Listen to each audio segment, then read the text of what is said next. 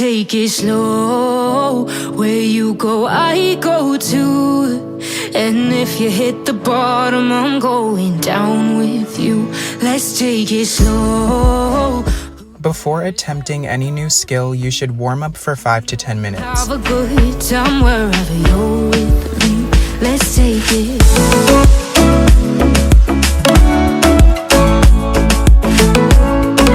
If you can, warm up your splits as well, because during a scorpion, you're technically almost doing a split. It's also helpful to have a decent bridge before learning a scorpion, as these two skills basically stretch and engage the same muscles. In order to do a scorpion, you need to have a lot of flexibility in your back, shoulders, chest, and quads. Here are the best stretches for improving your flexibility in these areas. The first stretch is a camel stretch. Get on your knees, grab your feet, and push your hips forward to feel a stretch in your lower back. The next stretch you should do is a basic seal stretch.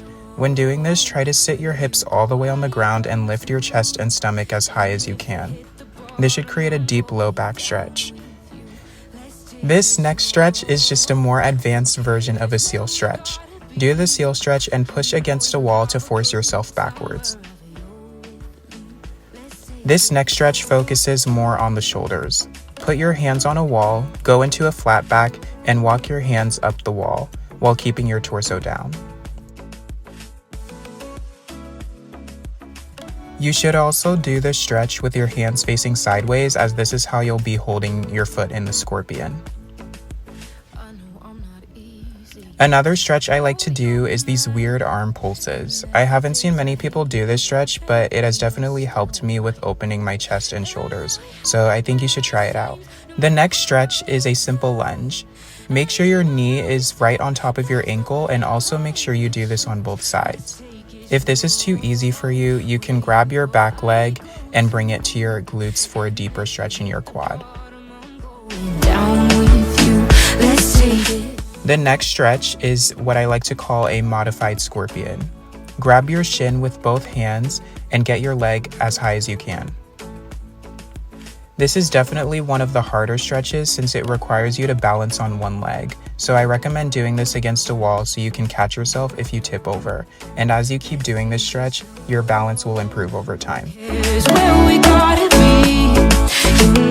And finally, the last stretch that is helpful for getting your scorpion is the bridge. If you're struggling to do the bridge, just keep doing the previous exercises and you will get there.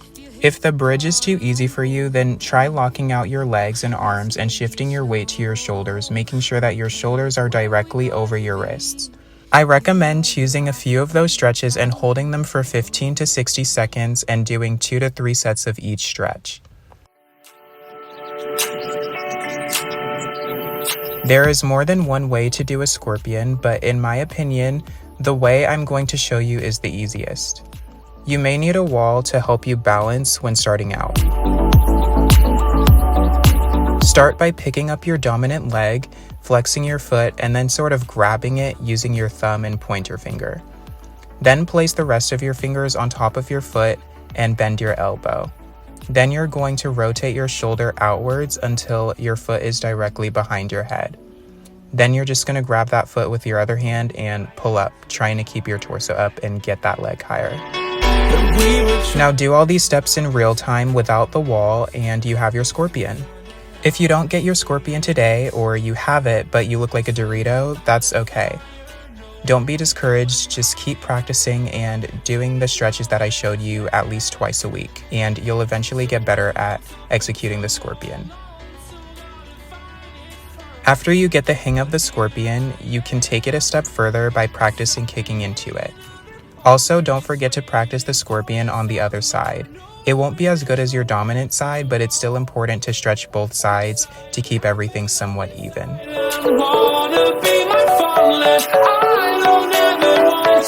If you enjoyed this tutorial, please give it a like. I post effective flexibility routines and gymnastics tutorials, so if you're into that, you should also consider subscribing and hitting that notification bell so you don't miss out on any new videos.